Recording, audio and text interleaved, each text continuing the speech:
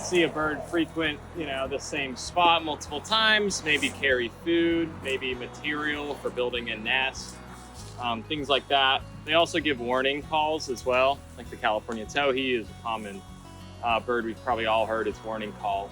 And it's pretty distinct from their typical songs they may sing or other sounds they may make.